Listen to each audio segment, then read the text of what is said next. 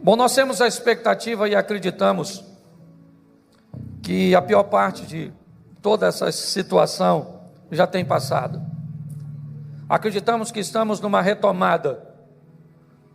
E nessa retomada, nós vamos precisar aprender a lidar com alguns resíduos que acabaram ficando, ou que possam ter o interesse de nos acompanhar por um período da nossa jornada.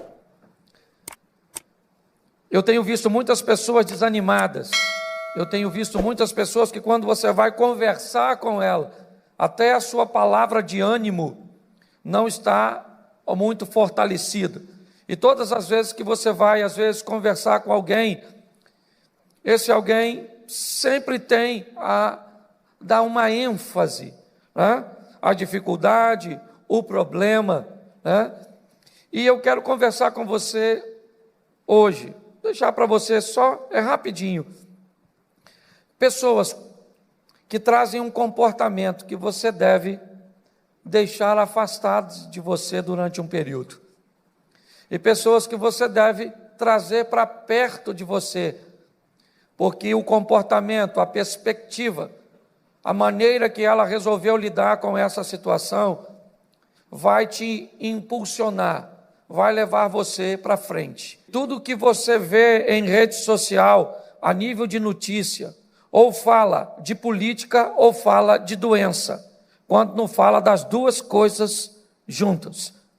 E todas as duas coisas, as informações que recebemos, elas têm tendência, inevitavelmente, de criar em nós, um comportamento ruim, uma perspectiva ruim.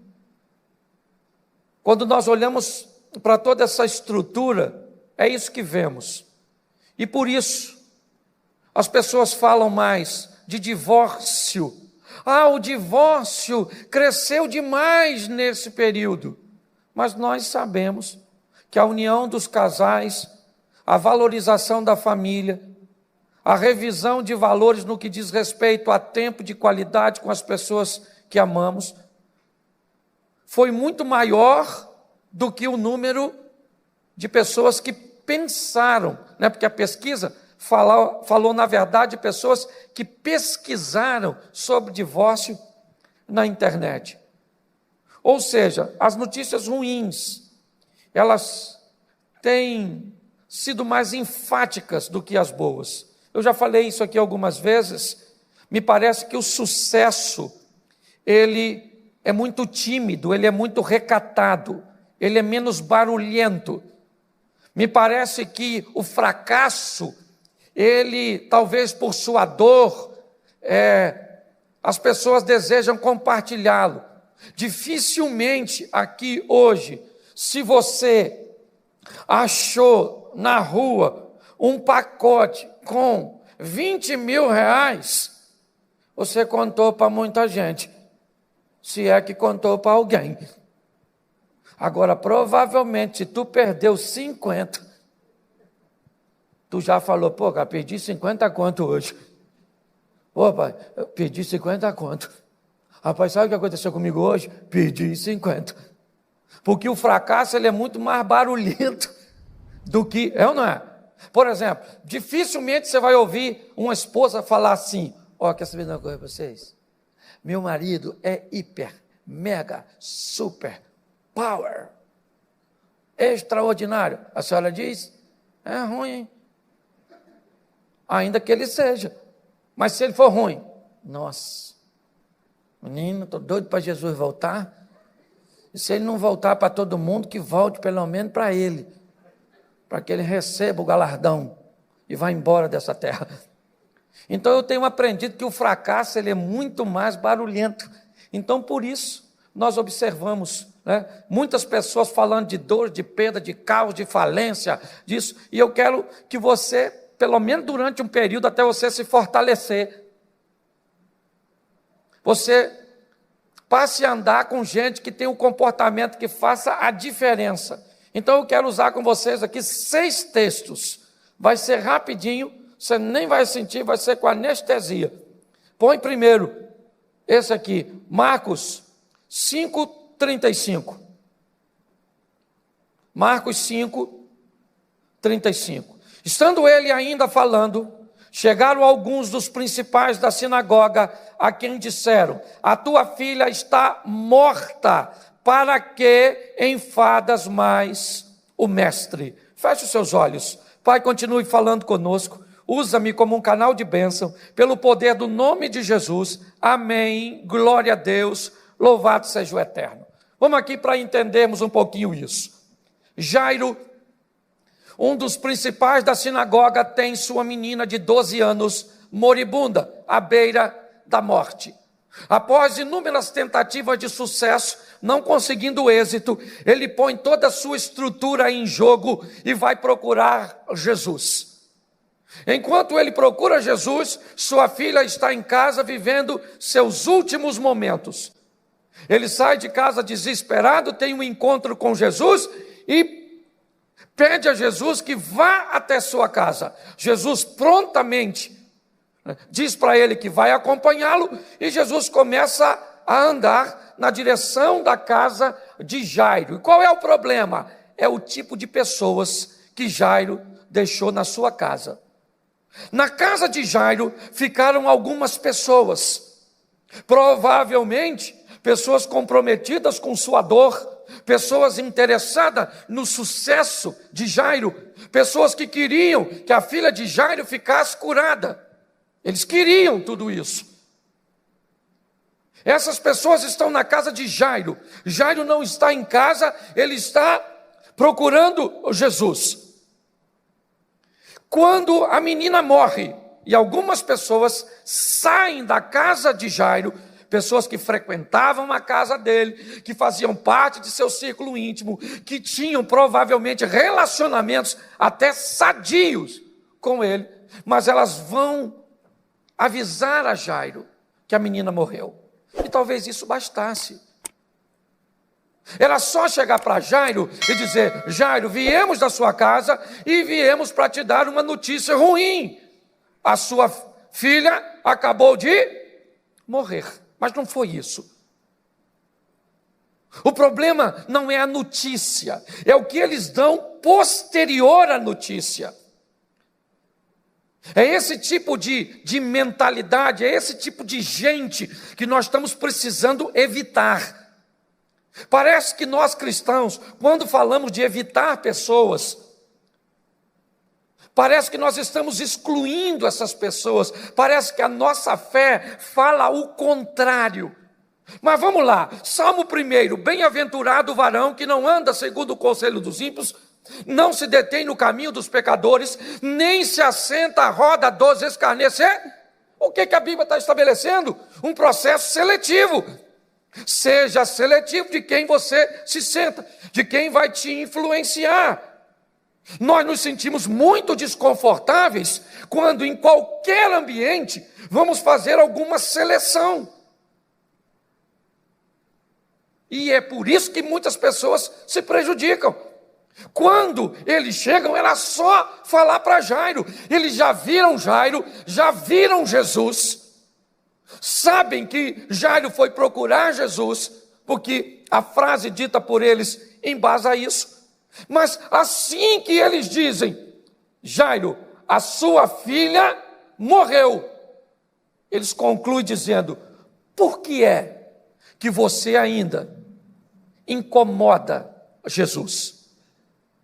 Olhe bem, agora era uma frase que eles não precisavam ter dito. Eles provavelmente já tinham ouvido falar do que Jesus fazia. Essa menina não foi a primeira menina que Jesus ressuscitou. A mente desses indivíduos dizem para Jairo: Jairo, deixa Jesus e volta para casa conosco, porque vocês têm uma menina para enterrar. A sua filha morreu, acabou, já era. E nesse momento, ao ouvir essas palavras, essa sentença, e esse grupo que fazia parte de seu círculo íntimo, ele olha para Jesus, que provavelmente acabou de conhecer pessoalmente, ou ter o primeiro contato, e Jesus diz para ele: Jairo, não temas, crê somente. Os homens disseram: não incomode mais o mestre, acabou. Jesus disse: eu ainda vou na sua casa, eu vou com você, mas a menina está morta, não adianta o senhor ir. Jesus olha para Jairo e diz: Jairo, você veio me chamar para eu ir na sua casa, então fique tranquilo, porque eu vou à sua casa. Não temas, crê somente. Olhe bem, eu queria deixar para você e para mim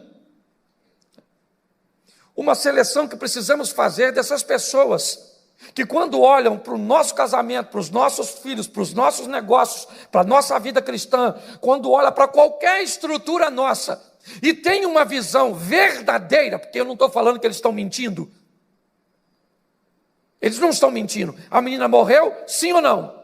Sim, isso é uma verdade, ok?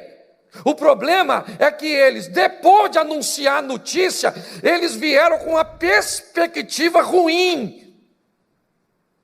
Estão dizendo para Jairo, gente que ele amava, eles amavam provavelmente, e dizem para Jairo: Jairo, não tem mais jeito, vamos embora enterrar sua garotinha, acabou, querido, não incomode mais Jesus.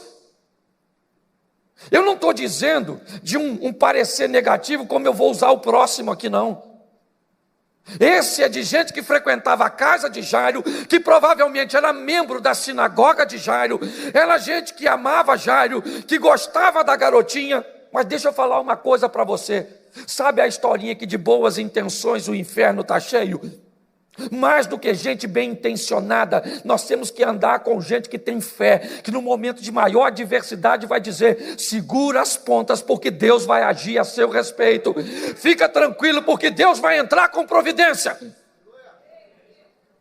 Andar com gente que, quando tem uma perspectiva negativa, olha e diz: já era, não deve ser uma boa companhia para nós, principalmente no momento, às vezes, de adversidade. Quando nós olhamos para esses indivíduos, é isso que eles estão fazendo, dizendo para Jairo: Jairo, não tem jeito.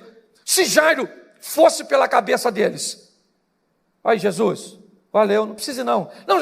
Não precisa ir, Jesus, minha menina já morreu. Sabe o que aconteceu? O Senhor parou para curar essa mulher do fluxo de sangue, entendeu? E essa mulher foi curada e a minha filha se lascou.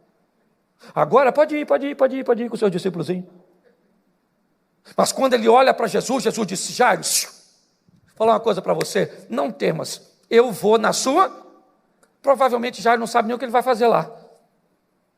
Aliás, qualquer coisa que ele fizer, sendo quem é, até se desse uma boa palavra fúnebre, talvez seja confortante para a família de Jairo. Mas quando ele chega, aquilo que aquelas pessoas que andavam perto dele disseram que não tinha mais jeito, Jairo vai ver viva de novo. Eu vim hoje falar para você, eu não sei o que você está enfrentando, o que essa crise, o que esse problema, o que essa dificuldade está trazendo para a sua vida. Eu só sei de uma coisa: para de ouvir gente com posicionamento negativo e acredite que Deus vai na sua casa, vai na sua empresa, vai entrar na sua vida, você está entendendo? Vai entrar no seu casamento, vai entrar na vida de seus filhos e a sua história vai mudar. Acredite nisso, amém? Não está dando, nesse momento, onde você liga a televisão, notícia boa ou ruim? Você vai ver esses portais de internet, a notícia é boa ou ruim? Pois é, ou a gente vai se encher desse lixo e vai ficar pessimista, ou você vai andar com essa turma doida, porque é crente mesmo, essa turma que anda com Jesus, tudo doido. Pode ver, a pessoa está: rapaz, olha, está difícil demais. Difícil o quê, rapaz? Vamos embora, olha o joelho aí que eu vou orar para você, vou botar a mão na sua cabeça, vou fazer isso. Mas se morrer, vai morar com Jesus na glória, louvado seja o eterno, e a vida continua. Mas quando é que tem dor? Não tem dor não, meu filho, aqui é só felicidade, vamos embora. No mundo tereis gente equipada para tudo.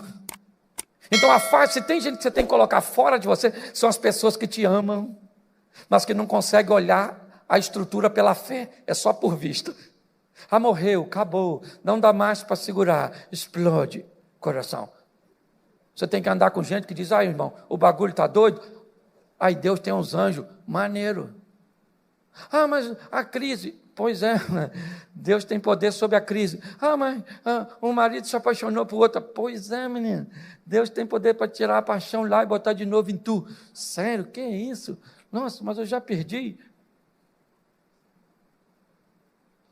O que eu ando olhando e vendo gente contando história ruim e negativa, eu não estou com tempo para essas coisas não. Entendeu? Então você tem que olhar para a sua vida e falar assim, Jesus está comigo, entendeu? Falar para você, porque falar isso para os outros é mole. Mandar seu filho calar a boca é mole, eu quero ver você mandar você. Cala essa boca. Ter autoridade sobre você mesmo. Quando eu olho para esse texto, o que eu vejo? Eu vejo alguém que tinha pessoas muito próximas que deveriam estar bem distante. Vocês não acham? Amém? Segundo texto, bota aí Marcos 10, 48. Marcos 10. E muitos o repreendiam para que ele mas ele fazia o quê? Eu sei que você está de máscara, mas dá para ler. Mas ele fazia o quê? Clamava cada vez? E muitos o repreendiam para que ele? Mas ele? E repreendiam para que ele? E ele? E repreendiam para que ele? Mas ele? Isso aí, dá uma olhadinha aqui para mim. Um dos personagens que eu gosto, que para mim venceu inúmeros obstáculos, foi Bartimeu. Mas tem uma coisa que eu acho que o Bartimeu deveria rever. E as pessoas que ele deixava estar perto dele. Ele está na saída de Jericó, cego, conhecidíssimo. Aliás, tem até outro texto que diz que eram 2 cegos, e aqui diz que era um só, provavelmente, né? Porque Bartimeu era alguém que tinha, talvez, uma fama maior, um reconhecimento maior. Eu não posso te afirmar o propósito de toda essa situação. Mas preste atenção, ele está ali, na saída. Foi a última vez que Jesus entrou em Jericó. Última. Se Bartimeu não fosse curado daquela vez, de Jericó, Jesus vai ao Getsemane, ao Gólgota, né? E vai ser crucificado. Se não fosse naquela ocasião, não era mais. Mas preste atenção se aquilo é tipo de gente. Quando Bartimeu escuta que há uma possibilidade dele receber vitória, ele procura saber o que está acontecendo. E algumas pessoas disseram, Jesus, o Nazareno, está saindo de Jericó. E ele começa a clamar. E as pessoas deveriam dizer o que para ele?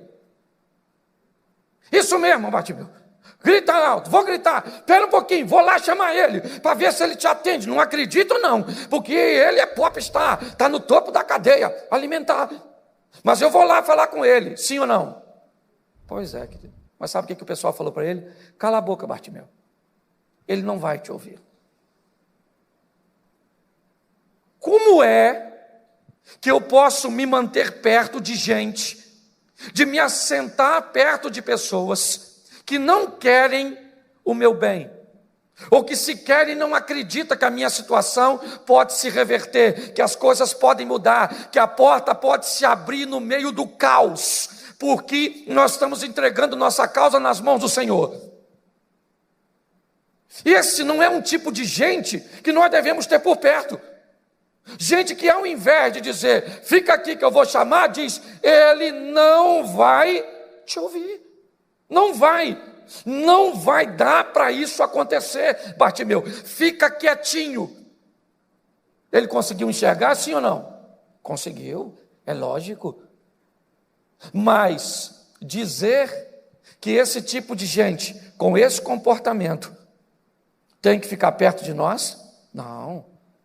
Gente que vai torcer contra você? Nós precisamos criar um ambiente onde sejamos bem mais seletivos para colocar as pessoas que estão ao nosso redor nos seus devidos lugares. Bartimeu enxerga, mas o texto diz que ele segue Jesus com alegria, ele não volta, mas ele corria um grande perigo de não alcançar seu propósito, porque estava sentada ou próximas de pessoas que não acreditavam que Jesus, preste atenção, Ao contrário do primeiro grupo, o primeiro grupo, eles não acreditam que Jesus pode fazer. Então eles dizem para Jairo: a sua filha já morreu, não incomode eles, porque aí ela não tem como viver de novo. Com Bartimeu é diferente. Eles sabem que Jesus pode curar Bartimeu, mas eles acham que Jesus não vai oferecer um pouco da sua atenção. Deixa eu falar uma coisa para você. Você que está me ouvindo aqui, você que está me ouvindo na internet, deixa eu falar uma coisa para você. Jesus entregou a vida dele naquela cruz, até sua última gota de sangue, para morrer por você e por você. Você não passa despercebido por ele. Você está entendendo? Não há nada que você possa fazer para que ele te ame mais ou menos. Se alguém tentar te convencer que porque alguém anda num carro melhor que o seu, ele vai ser mais ouvido que você, é mentira. Porque tem gente que vai lidar com o Todo-Poderoso, está diante de um poder, certo? Que foi liberado para mudar a sua história, mas acha que não é digno disso. É isso que eles estão dizendo. Eles olham para Bartimeu: quem é? Ele é um mendigo cego. Quem é ele? Ele é Jesus o Nazareno, o Filho de Deus, o poderoso, que anda curando tudo. Então preste atenção, ali está o poderoso e aqui está o mendigo. Mas espera aí, o Bartimeu, ele não vai parar para te ouvir, não tem lógica ele parar para te ouvir. Ele vai perder o tempo dele. Deixa eu falar uma coisa para você. Jesus não perdeu o tempo dele comigo e com você. Ele perdeu o sangue dele comigo e com você. É muito mais que o tempo. Ele entregou a vida dele. Ele disse para Pôncio Pilatos: ninguém tira a minha vida. Isso aqui não é fatalidade. Eu é que entrego. Eu resolvi morrer. E a Bíblia diz assim: e Cristo morreu por nós, sendo nós ainda pecadores, sabendo quem somos. E eu vou querer andar com gente que acredita que Deus pode fazer, mas que acha que não vai fazer na minha vida, porque eu não mereço? E você pode ter certeza que eu já me distanciei de muita gente, porque tinha esse tipo de comportamento para comigo. Olhava para a minha vida e disse: mas o Cláudio não merece viver tudo isso. E eu não mereço. E eu sei. Agora daí a pessoa não gostar do que Deus está fazendo, aí eu tenho que trocar de relacionamento. É assim que funciona. Observe um pouco isso, porque isso pode te ajudar. Outra, coloca aí para mim, capítulo 17, verso 33 de 1 Samuel. 1 Samuel 17, 33.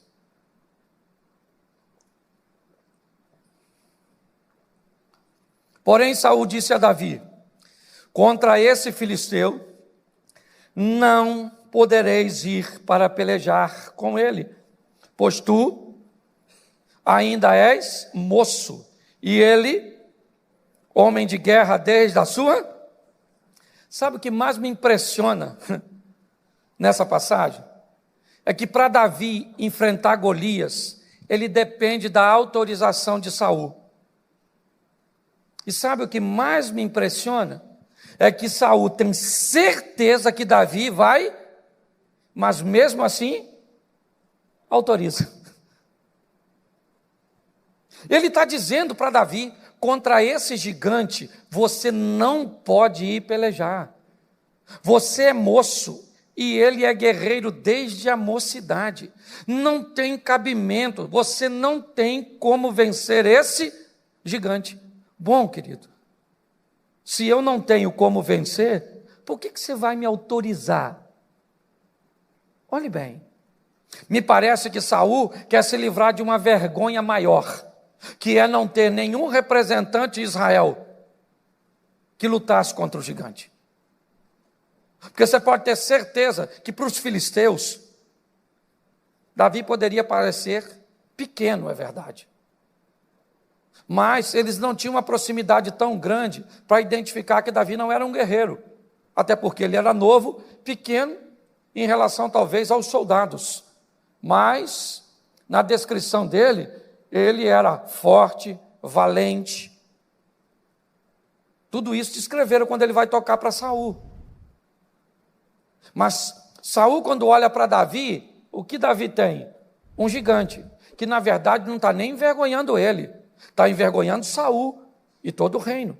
Quando Davi se predispõe a lutar contra o gigante, todo mundo diz para Davi: você não vai vencer. Deixa eu falar uma coisa para você. Se você, para vencer, está dependendo da torcida dos outros, cuidado que você pode perder. Quando você for enfrentar uma batalha, seja o seu melhor e maior torcedor. É assim que funciona. Quando eu olho para Davi, o que eu vejo? Ele está conversando com o rei. E a palavra de Saul é: contra esse gigante, você não pode ir pelejar. Davi disse: olha, eu já matei leão e eu matei urso, eu vou enfrentar o gigante. Você não tem como ir, cara, não faz sentido, mas eu vou autorizar sua ida. Olha só, gente como Saul é gente que nós não podemos ter perto de nós. Saul nunca teve alguém tão fiel quanto Davi, mas ele estava tão doente de mente que ele via no homem mais fiel o mais infiel. Dá uma olhada e pensa, quando eu olho para Saul, Saul foi aquele que teve, eu acho que a grande coisa de Saul foi o seguinte: ele era alguém que teve o Espírito de Deus, e a Bíblia diz que o Espírito de Deus se retirou de Saul, e um espírito mau se apoderou de Saul, e o atormentava. E a Bíblia diz que quando Samuel vai ungir Davi, o Espírito do Senhor se apoderou de Davi. Ou seja, se tinha alguém naquela história que já tinha tido o Espírito de Deus e sabia quem ele era, esse alguém era Saul. E agora Saul, que não tinha mais, sabia onde esse Espírito estava. E ele estava onde? Em Davi. A inveja corroeu. Deixa eu falar uma coisa para você. Cuidado para não ter perto de você gente que odeia o seu casamento, que odeia o seu estilo de vida, que odeia o seu sorriso, que odeia, mas que não deixa que você perceba. Gente que tem inveja do que você tem. A grande verdade é essa. Nós não podemos ter essas pessoas nocivas perto de nós. Se tivermos gente, certo, como essas pessoas que frequentavam a casa de Jairo, mesmo amando, não acreditavam que Deus poderia fazer por ele em Cristo o que podia, ia levá-lo ao fracasso.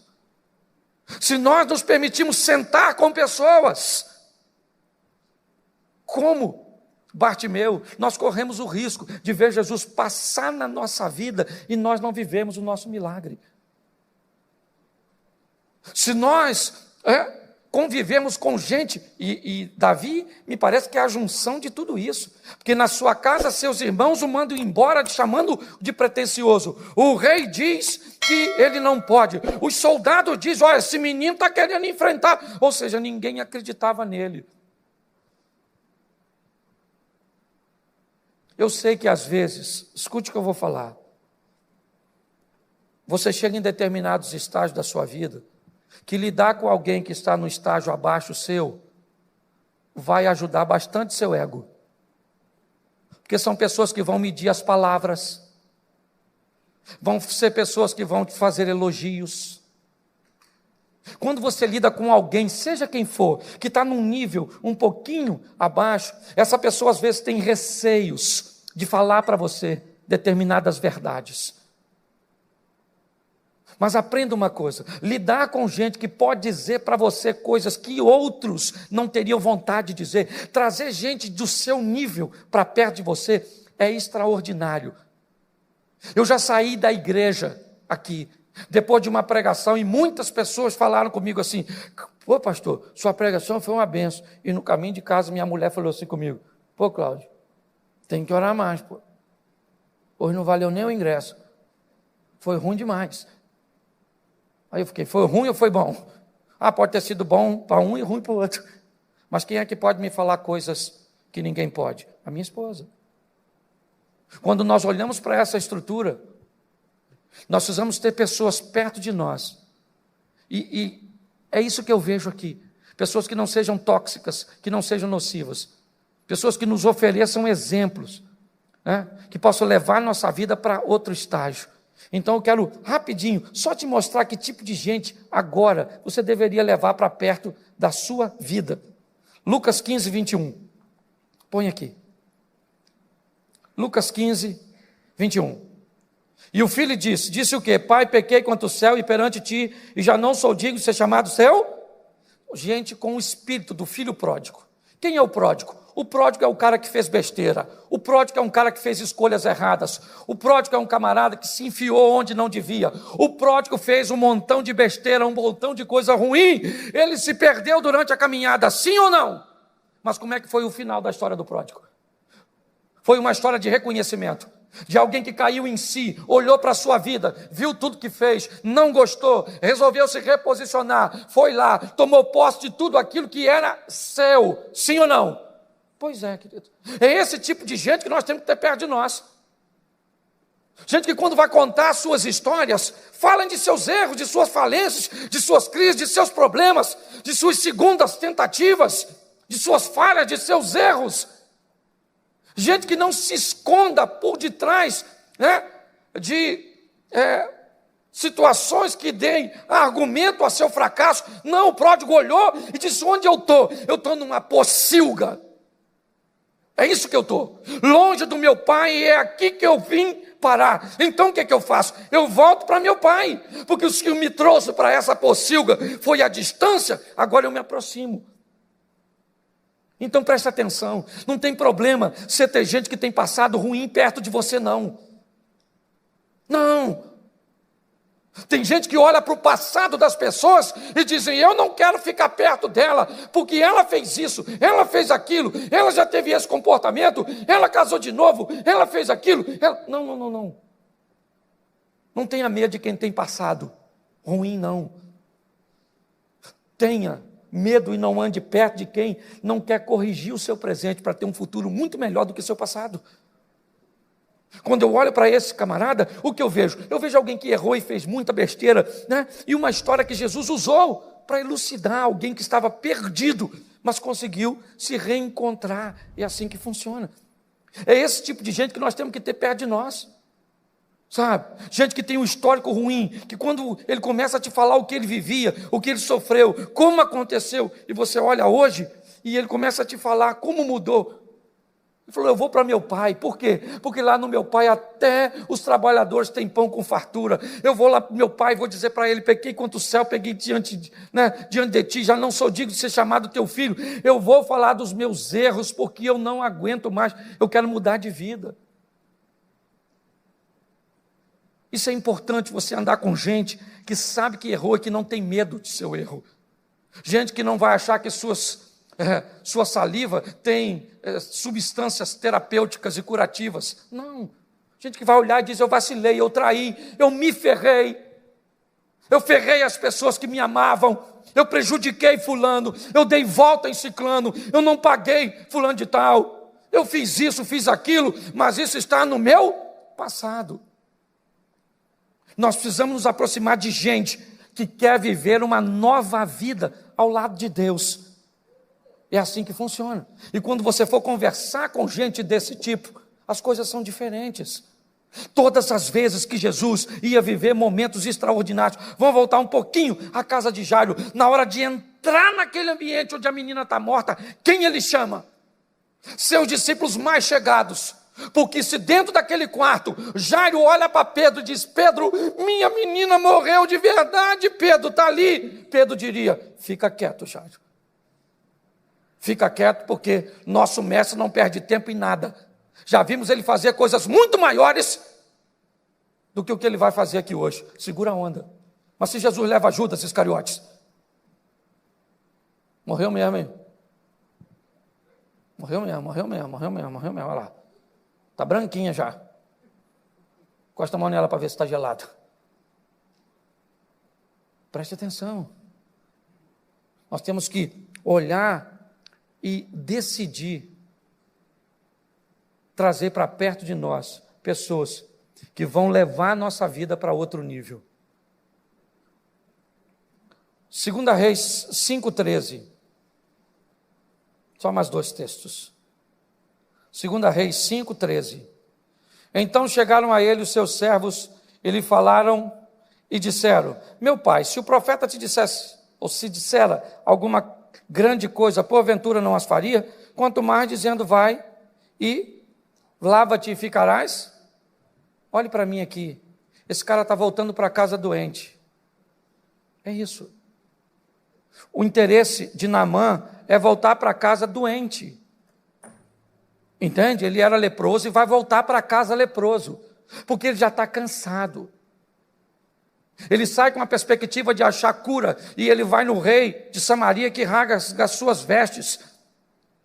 E ele, cansado da viagem e daquela frustração, o profeta diz: manda ele vir na minha casa. Naamã vai para a casa de Eliseu. Chega lá, Eliseu não recebe, e ainda manda Geazi falar com ele.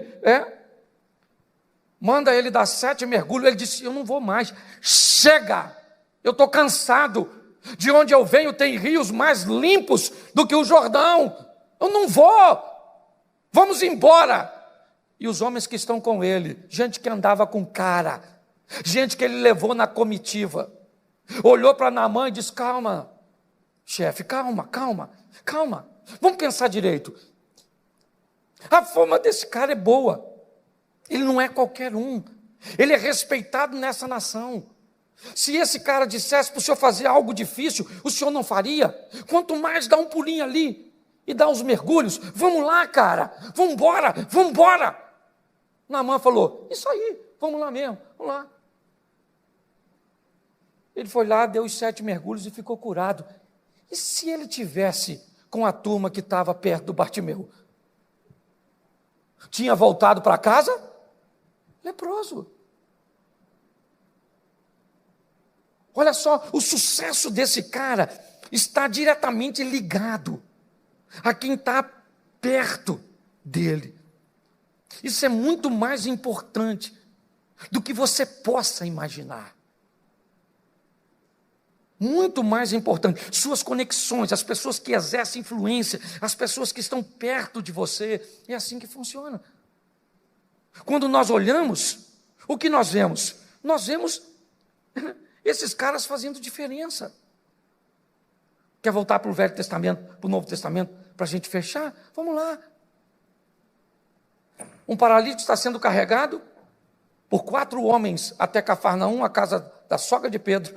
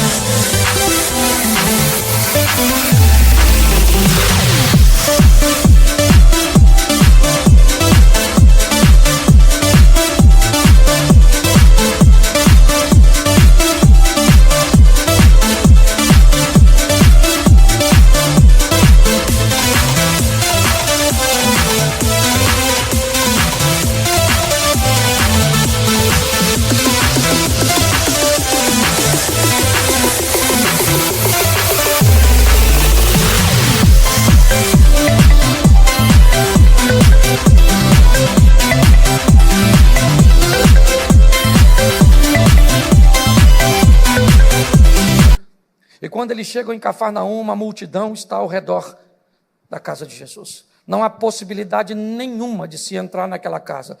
Todos os lugares estão ocupados por pessoas que têm necessidade. O texto diz que os homens se posicionam em cima da casa, tiram a cobertura, o telhado, içam o paralítico e colocam na presença de Jesus. O texto é categórico em dizer, e Jesus, vendo a fé deles, não foi do cara, deles. Jesus olha para cima e vê os 4 camaradas que resolveram levar seu amigo. Olha bem, até a presença de Jesus, que chegaram lá, não tinha mais lugar para entrar.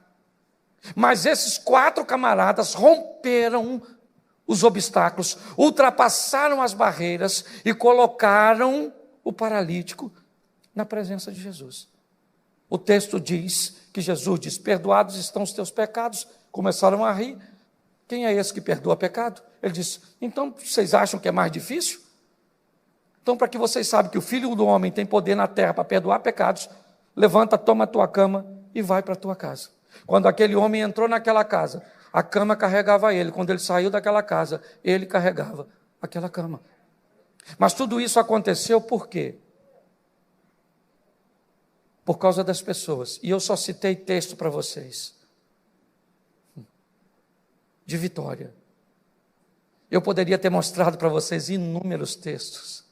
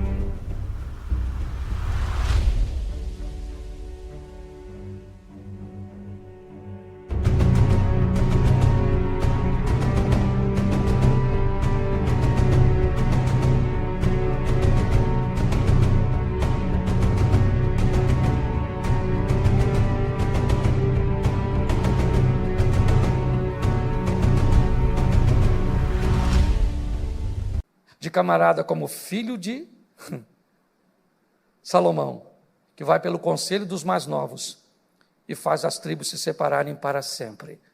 E tantas outras pessoas que através de conselhos ruins romperam e quebraram princípios, como Sansão, que quebra princípios e perece por andar com quem não deve. Que possamos sair daqui hoje dando uma olhada em que tipo de gente você quer por perto de você. E é assim que funciona. É você que vai decidir tudo isso. As escolhas são suas. Você é 100% responsável por sua vida. Hoje eu postei na minha rede. Não é o professor que te faz um bom aluno. Não é o personal que te faz fit. Não é o coach que te enriquece. Não é o pastor que te faz ter fé.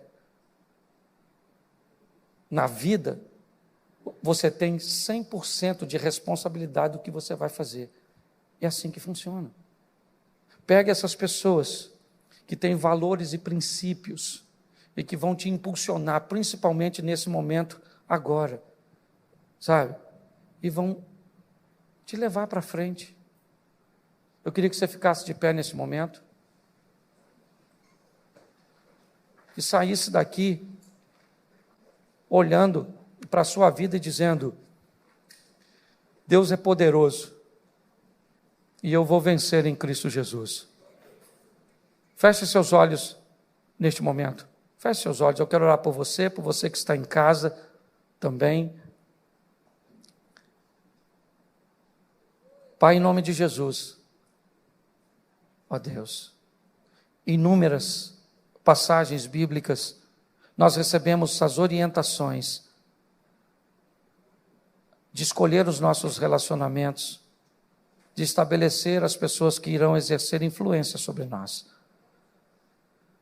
Nos dê maturidade de fazermos isso de uma forma sábia, mas em nome de Jesus, ó Pai, em nome de Jesus, que possamos ter perto de nós, da nossa casa, dos nossos negócios, da nossa vida contigo, pessoas comprometidas, Deus, e muito mais do que um compromisso com o nosso sucesso, pessoas que consigam enxergar coisas que vão além dos olhos humanos.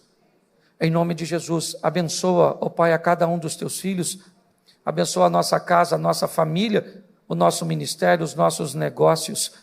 Que tenhamos uma semana extraordinária, ó Deus, porque acreditamos que tudo isso está passando e que toda essa crise está trazendo para nós o sobrenatural, o incrível, o extraordinário, ó Deus. Leva-nos aos nossos lares, ó Pai, guardado por tuas boas mãos poderosas. Que o grande amor de Deus, nosso Pai, a graça de nosso Senhor e Salvador Jesus Cristo e as doces consolações do Santo Espírito de Deus seja para com todo o povo do Senhor, e todos digam: que Deus te abençoe, vá em paz